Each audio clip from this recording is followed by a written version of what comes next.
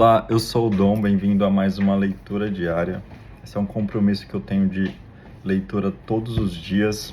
Estou lendo o livro As 48 Leis do Poder e hoje eu vou ler a Lei 47 e 48. Lei 47. Não ultrapasse a meta estabelecida na vitória. Aprenda a parar. Julgamento. O momento da vitória é quase sempre o mais perigoso. No calor da vitória, a arrogância e o excesso de confiança podem fazer você avançar além da sua meta e, ao ir longe demais, você conquista mais inimigos do que derrota.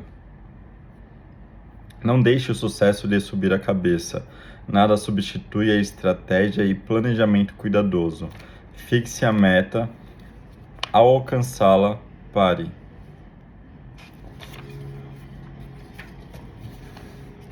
O frangote vaidoso. 2 frangotes brigavam num monte de esterco. Um era mais forte, venceu o outro e o arrastou para fora dali. As galinhas se reuniram todas em volta do frangote e começaram a aplaudir. O frangote então quis que no quintal vizinho soubessem da sua força e da sua glória. Voou até o topo do celeiro, bateu as asas e cacarejou bem alto. Olhem para mim, todos vocês. Sou um frangote vitorioso. Não há no mundo frangote mais forte do que eu. O frangote ainda não havia terminado quando uma águia o matou com suas garras e o levou para o ninho. Fábulas, Leão Tolstói, 1828 a 1910. A lei transgredida. Em 559 a.C., um jovem chamado Ciro reuniu entre as tribos espalhadas pela Pérsia um imenso exército e marchou contra seu avô Astíages, rei dos Medos. Ele derrotou Astíages com facilidade, fez-se coroar rei da Média e da Pérsia, e começou a construir o Império Persa. Uma vitória após a outra, em rápida sucessão. Ciro derrotou Creso, governante da Lídia, depois conquistou as ilhas Jônicas e outros reinados menores, marchou sobre a Babilônia e arrasou. Ficou logo conhecido como Ciro o Grande, rei do mundo. Depois de se apossar das riquezas da Babilônia, Ciro voltou seus olhos para o Oriente, para as tribos semibárbaras de Massagetai, um vasto reino às margens do Mar Cáspio. Uma feroz raça de guerreiros, liderados pela rainha Tomíris, os Massagetai não tinham as riquezas da Babilônia, mas Ciro resolveu atacá-los assim mesmo, acreditando-se sobre-humano e invencível. Os Massagetai cairiam facilmente diante dos seus vastos exércitos, tornando seu império imenso. Em 529 a.C., então Ciro marchou em direção ao largo rio Araxes, porta de entrada do reino dos Massagetai. Enquanto montava acampamento na margem ocidental, ele recebeu uma mensagem da rainha Tomíris. Rei dos Medos, dizia, aconselho-o a desistir desta aventura, pois não pode saber se no final ela lhe trará algum benefício. Governe o seu próprio povo e tente suportar a ideia de me ver governar o meu. Mas certamente recusará o meu conselho, pois a última coisa que deseja é viver em paz. Tomíris, confiante na força do seu exército e não desejando retardar uma batalha inevitável, ofereceu-se para retirar suas tropas do seu lado do rio, permitindo que Ciro atravessasse com segurança e combatesse o seu exército na margem oriental, se assim o desejasse. Ciro concordou, mas em vez de enfrentar logo o inimigo, ele resolveu aplicar um golpe. Os Massagetai conheciam poucos luxos. Depois de atravessar o rio e montar acampamento na margem oriental, Ciro pôs à mesa um sofisticado banquete, com fartura de carnes, doces e vinho forte. Em seguida, deixou ali as suas tropas mais fracas e retirou o resto para o rio. Logo em seguida, um grande destacamento Massagetai atacou o acampamento, matando todos os soldados persas numa feroz batalha. Depois, não conseguindo resistir ao fabuloso festim abandonado, todos comeram e beberam à vontade. E aí, inevitavelmente, caíram no sono. Naquela mesma noite, o exército persa voltou ao acampamento, matando muitos dos soldados que estavam dormindo e capturando o resto. Entre os prisioneiros estava o seu general, um jovem chamado Spargapises, filho da rainha Tomíris. Quando a rainha soube o que tinha acontecido, enviou uma mensagem a Ciro, repreendendo-o por usar um truque para derrotar o seu exército. Agora ouça-me, escreveu ela, e o conselho é para o seu bem. Devolva-me o meu filho e saia do meu país com suas forças ilesas, e contente-se com o seu triunfo sobre uma terça parte dos Massagetai. Se recusar, juro pelo sol nosso mestre dar-lhe mais sangue do que conseguirá beber, apesar de toda a sua gulodice. Ciro zombou dela. Não libertaria o seu filho, ele ia acabar com aqueles bárbaros. O filho da rainha, vendo que não seria libertado, não suportou a humilhação e se suicidou. A notícia da morte do filho arrasou Tomíris. Ela reuniu todos os exércitos que conseguiu convocar no seu reino, e, excitando-os a um desejo frenético de vingança, travou com as tropas de Ciro uma violenta e sanguinária batalha. Finalmente, os Massagetai prevaleceram. Na sua raiva, dizimaram o exército persa, matando o próprio Ciro. Depois da batalha, Tomíris e seus soldados vasculharam o acampamento em busca do corpo de Ciro. Quando o encontraram, ela cortou a sua cabeça e a mergulhou num odre de vinho cheio de sangue humano. Gritou: embora eu o tenha vencido e continue viva, você me arruinou, tomando traiçoeiramente o meu filho. Veja agora, cumpro o que prometi. Você tem a sua dose de sangue. Depois da morte de Ciro, o Império Persa rapidamente se desmantelou. Uma atitude arrogante desfez todo o trabalho de Ciro. Interpretação: não há nada mais inebriante do que a vitória, e nada mais perigoso.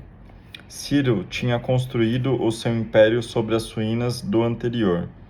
100 anos antes, o poderoso império assírio fora totalmente destruído, e da sua esplêndida capital Nínive só restavam ruínas na areia.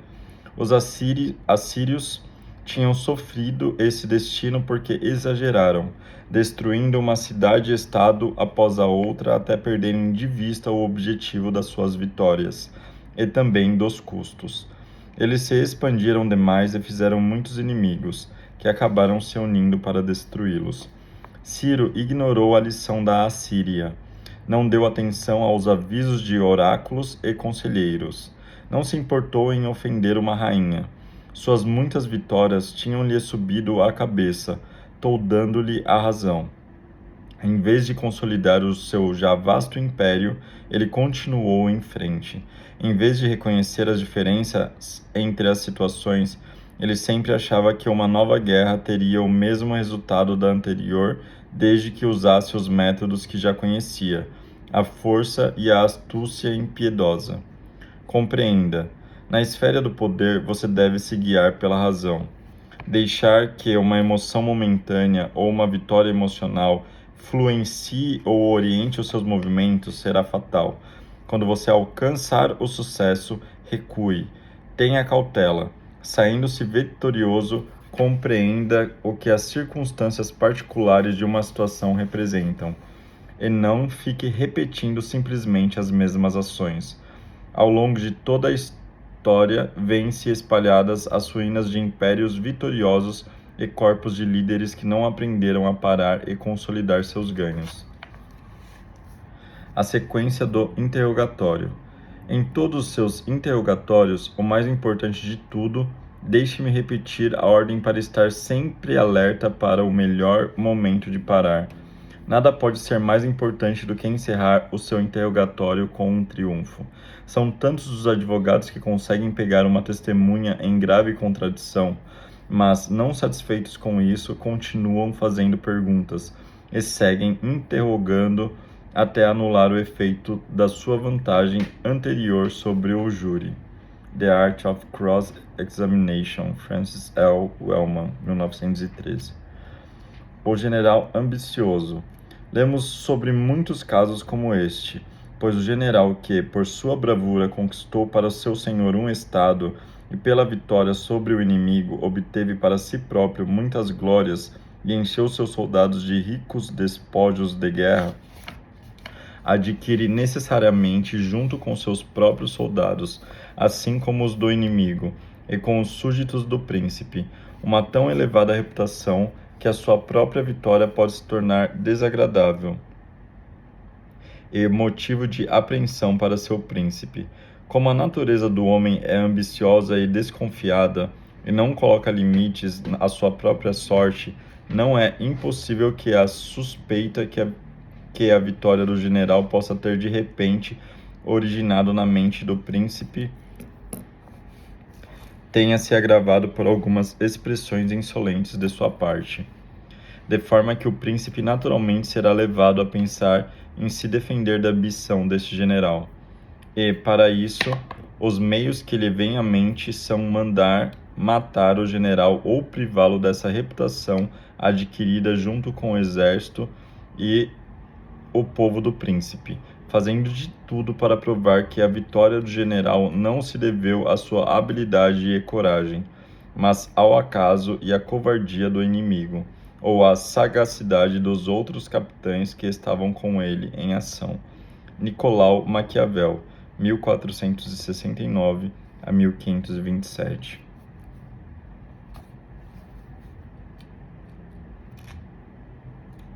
Um homem conhecido por sua habilidade em galgar árvores ajudava alguém a subir numa árvore muito alta.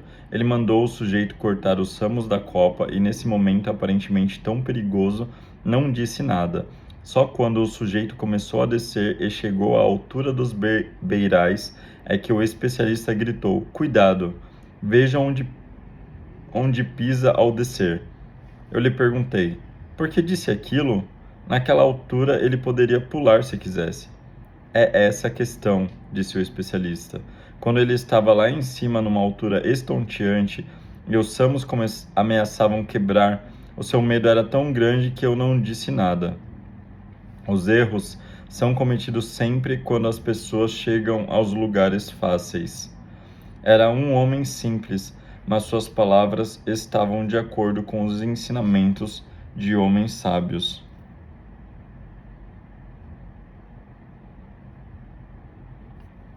Também no futebol, dizem, quando se consegue dar um chute de um lugar difícil e se acha que o seguinte vai ser fácil, certamente é bola perdida.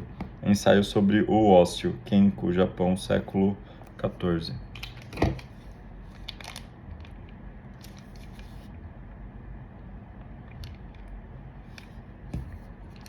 A lei observada. Ninguém na história ocupou uma posição mais delicada e precária do que a amante do rei. Em épocas difíceis, ela não tinha nenhum poder real ou legítimo em que se apoiar. Vivia cercada por um bando de cortesãos invejosos esperando ansiosamente que ela caísse em desgraça. E, como o seu poder estava em geral na sua beleza física, para a maioria das amantes reais, essa queda era inevitável e desagradável. O rei Luís XV da França começou a manter amantes oficiais logo no início do seu reinado, e a sorte dessas mulheres raramente durava mais do que alguns anos. Mas aí veio Madame de Pompadour, que ouvira uma cartomante dizer, quando ainda era uma criança de 9 anos numa família de classe média e se chamava Jane Poisson, que um dia seria a favorita do rei. Este parecia um sonho absurdo, visto que as amantes reais eram sempre da aristocracia. Jane, não obstante, acreditava destinada a seduzir o rei, e isso se tornou a sua obsessão. Ela se dedicou a desenvolver os talentos esperados de uma favorita do rei: música, dança, teatro, equitação, e era excelente em todos. Jovem ainda, casou-se com um homem que possuía um título inferior de nobreza, o que lhe permitiu o ingresso nos melhores salões de Paris. Logo estavam todos comentando a sua beleza, o seu talento, encanto e inteligência. Jane Poisson se tornou amiga íntima de Voltaire, Montesquieu e outros grandes intelectuais da época, sem jamais perder de vista a sua meta desde menina: conquistar o coração do rei. Seu marido possuía um palacete no meio de uma floresta onde o rei costumava caçar, e ela começou a passar muito tempo ali, estudando os movimentos dele como um gavião. Ela se certificava de que os dois se esbarrassem por acaso quando ela saía para dar os seus passeios a pé na sua esplêndida carruagem, vestida com suas roupas mais atraentes. O rei começou a notá-la, a lhe presentear com os animais que caçava. Em 1744, a atual amante de Louis, a duquesa de Châteauroux, morreu. Jane passou para a ofensiva. Ela se punha onde quer que ele estivesse, nos bailes de máscaras em Versalhes, na ópera onde seus caminhos se cruzassem e onde ela pudesse exibir seus muitos talentos, dançando, cantando, montando a cavalo, sendo coquette. O rei finalmente sucumbiu aos seus encantos e, numa cerimônia em Versalhes, em setembro de 1745, esta moça de 24 anos, filha de um agente bancário de classe média, foi oficialmente apresentada como amante do rei. Ela ganhou seu quarto particular no palácio, onde o rei podia entrar qualquer hora, por uma escada secreta e pela porta dos fundos. E como alguns cortesãos se zangaram porque ele tinha escondido uma mulher de origem inferior, ele a fez marquesa. A partir de então, ela ficou conhecida como Madame de Pompadour. O rei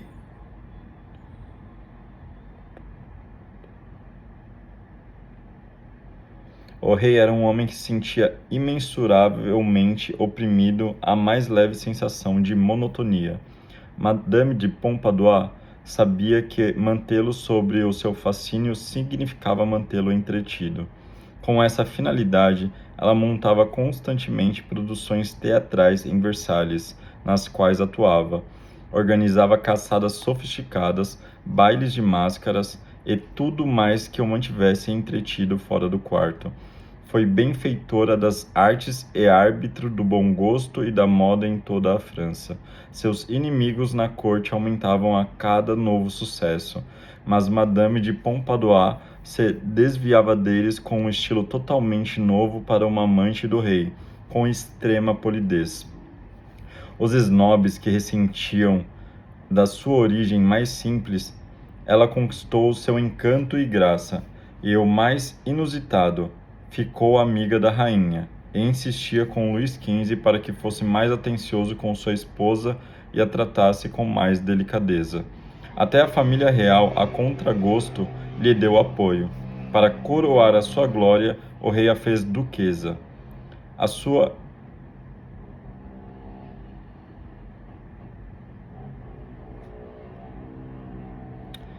influência se fez sentir até na política.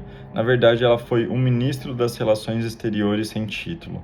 Em 1751, quando estava no seu auge do poder, Madame de Pompadour vivenciou a sua pior crise. Fisicamente enfraquecida pelas responsabilidades da sua posição, ela achava cada vez mais difícil satisfazer as exigências do rei na cama.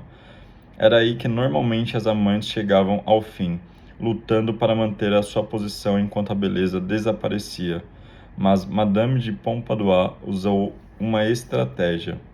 Encorajou o rei a montar uma espécie de bordel, o Parc aux Cerfs, nos jardins de Versalhes. Ali o rei de meia idade poderia ter ligações com as mais belas jovens do reino. Madame de Pompadour sabia que seu encanto e sua perspicácia política a tornavam indispensável ao rei. O que teria a temer de uma jovem de 16 anos que não tinha nem o seu poder nem a sua presença? Que importância teria ela perder a sua posição no quarto, desde que continuasse sendo a mulher mais poderosa da França? Para garantir essa posição, ela estreitou a amizade com a rainha, com quem começou a frequentar a igreja. Embora os seus inimigos na corte conspirassem para derrubá-la da sua posição oficial de amante do rei, ele continuava com ela, pois precisava do seu efeito tranquilizador. Só quando a sua participação na desastrosa Guerra dos Sete Anos foi muito criticada é que ela aos poucos foi se afastando dos assuntos públicos. A saúde de Madame de Pompadour sempre foi muito delicada e ela morreu aos 43 anos em 1764. Seu reinado como amante teve duração inédita de 20 anos. Ela foi lamentada por todos, escreveu o Duque de Croy, pois era gentil e atenciosa com todos que se aproximavam dela.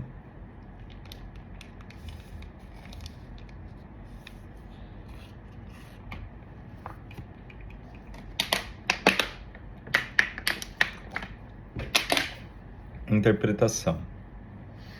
Consciente da enfermidade do seu poder, a amante do rei costumava entrar numa espécie de frenesi depois de conquistá-lo.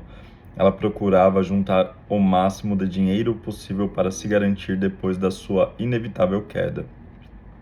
E para estender ao máximo o seu reinado, ela era impiedosa com seus inimigos na corte. Sua situação, em outras palavras, parecia exigir dela atitudes gananciosas e vingativas que frequentemente eram a sua ruína. Madame de Pompadour teve sucesso onde outras falharam, porque jamais forçou a sua sorte. Em vez de provocar os cortesãos do alto da sua posição de amante do rei, ela tentava conquistar o apoio deles.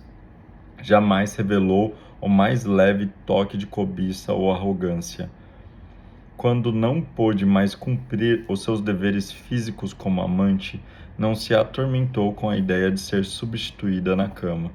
Simplesmente usou algumas estratégias, incentivou o rei a tomar amantes jovens, sabendo que quanto mais jovens e bonitas, menos perigosas seriam, visto não poderem se comparar com ela em charme e sofisticação, e em pouco tempo o rei se cansaria delas.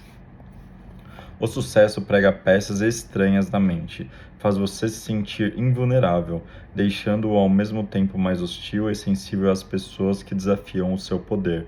A sua capacidade de se adaptar às circunstâncias diminui. Você começa a achar que o seu caráter é o responsável pelo seu sucesso, mais do que as suas técnicas de estratégia e planejamento. Como Madame de Pompadour, você precisa entender que o seu momento de triunfo é também aquele em que deve confiar ainda mais na astúcia e na estratégia, consolidando a sua base de poder, reconhecendo o papel do acaso e das circunstâncias no seu sucesso e permanecendo atenta aos reveses da sorte. É na vitória que você precisa fazer o jogo do cortesão e ficar mais atento do que nunca às leis do poder. O momento mais perigoso é o da vitória. Napoleão Bonaparte, 1769 a 1821. As chaves do poder. O poder tem seus próprios ritmos e padrões. Aqueles que têm sucesso nesse jogo são os que controlam os padrões e os variam à vontade, mantendo as pessoas em desequilíbrio enquanto definem o tempo. A essência da estratégia é controlar o que vem em seguida, e o entusiasmo da vitória pode atrapalhar a sua capacidade de controlar isso que vem em seguida de duas formas. Primeiro, você deve o seu sucesso a um padrão que estará apto a tentar repetir. Você tentará continuar seguindo na mesma direção, sem parar para ver se este ainda é o melhor caminho para você. Segundo, o sucesso tende a lhe subir a cabeça e o torna mais sensível às emoções. Sentindo-se invulnerável, você faz movimentos agressivos que acabam arruinando a vitória conquistada. A lição é simples. O poderoso varia seus ritmos e padrões, muda de curso, adapta-se às circunstâncias e aprende a improvisar. Em vez de deixar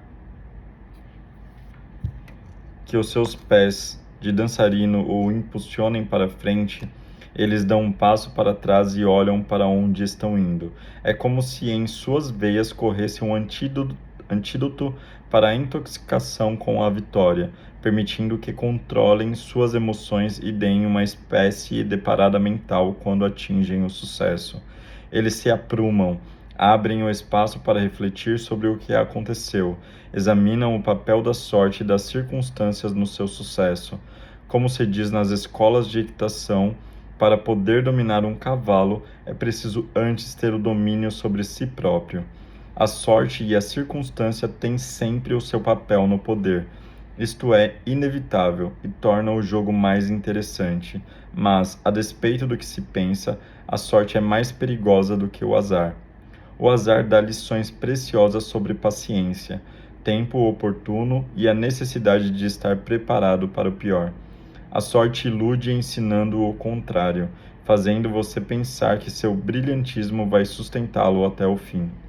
A sorte vira, isso é inevitável, e aí você estará totalmente despreparado. Segundo Maquiavel, essa foi a ruína de César Borgia. Ele teve muitos triunfos, foi na verdade um hábil estrategista, mas teve o azar de ter tido sorte. Teve um papa como pai. Então, quando teve azar de verdade, o pai morreu, não estava preparado para isso e foi devorado pelos muitos inimigos que tinha feito. A mesma sorte que o põe lá em cima ou sela o seu sucesso mostra que é hora de abrir os olhos. A roda da fortuna o lançará para baixo com a mesma facilidade com que o coloca lá no alto. Preparando-se para a queda, é menos provável que ela o arruine quando acontecer. Quem vivencia uma sequência de sucessos pode pegar uma espécie de febre e até quando tenta manter a calma, se vê pressionado a ultrapassar a meta estabelecida e mergulhar em águas perigosas por aqueles que se encontram em situação inferior. É preciso ter uma estratégia para lidar com gente desse tipo, pregando simplesmente a moderação. Você vai parecer fraco e simplório. Mostrando que não dará continuidade a uma vitória, você pode diminuir o seu poder. Quando Péricles, general e estadista ateniense, liderou uma série de campanhas navais no Mar Negro em 436 a.C., a facilidade dos seus triunfos inflamou o desejo dos atenienses por mais vitórias. Eles sonhavam em conquistar o Egito, invadir a Pérsia e partir para a Sicília. Por um lado, Péricles refreava estas perigosas emoções, alertando sobre os riscos do orgulho excessivo. Por outro, ele os alimentava, tratando pequenas batalhas que sabia que ia vencer, criando a aparência de estar preservando o ímpeto do sucesso. A habilidade de Péricles nesse jogo pode-se ver no que aconteceu na sua morte.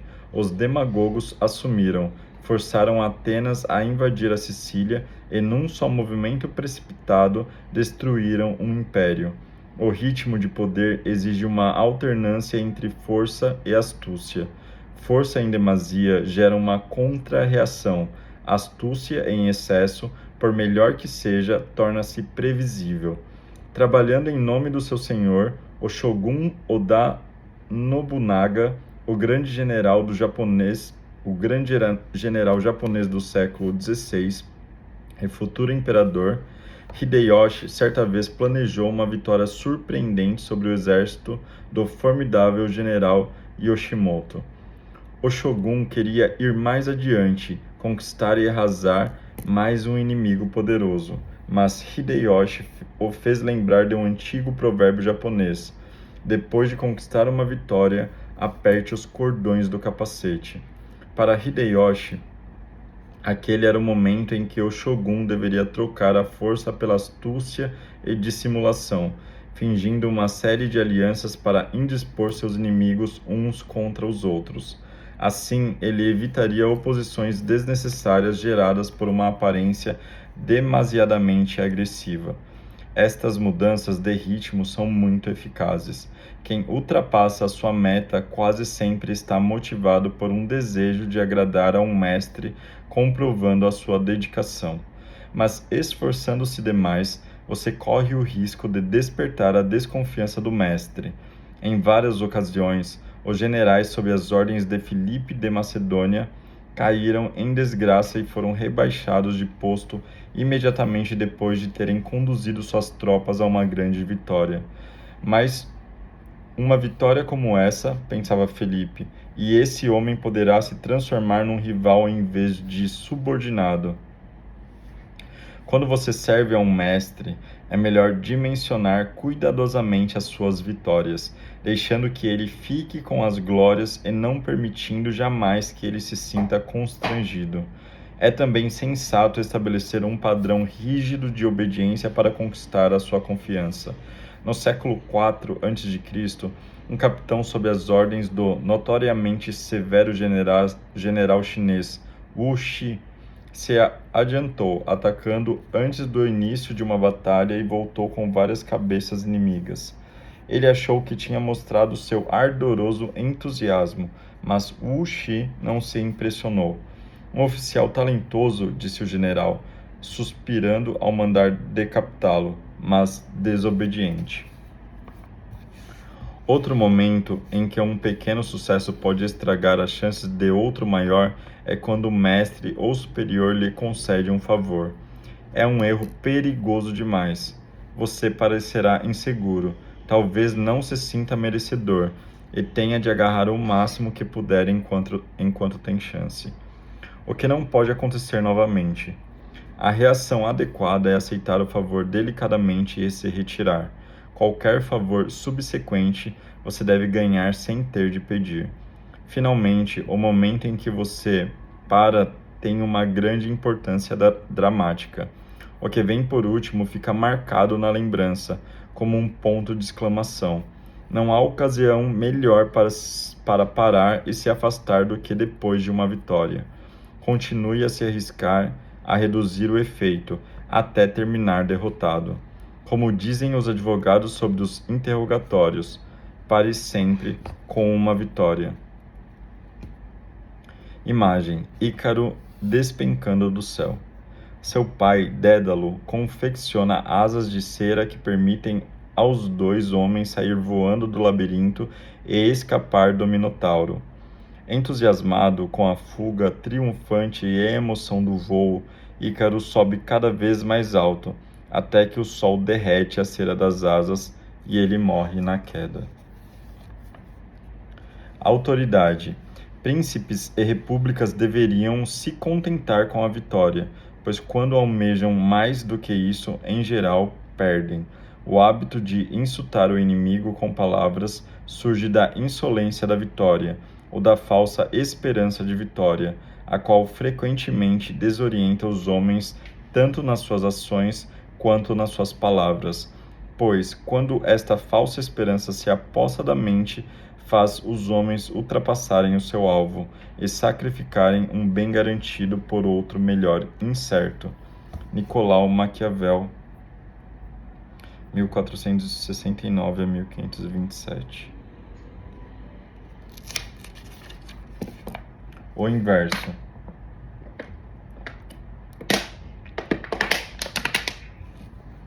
Como diz Maquiavel, destrua um homem ou o deixe em paz de vez. Infligir meios castigos ou leves injúrias só criará um inimigo cuja amargura crescerá com o tempo e que acabará se vingando. Ao derrotar um inimigo, portanto, faça com que essa vitória seja total, acabe com a existência dele. No momento da vitória, você não se impede de esmagar um inimigo que derrotou, mas de avançar desnecessariamente contra outros.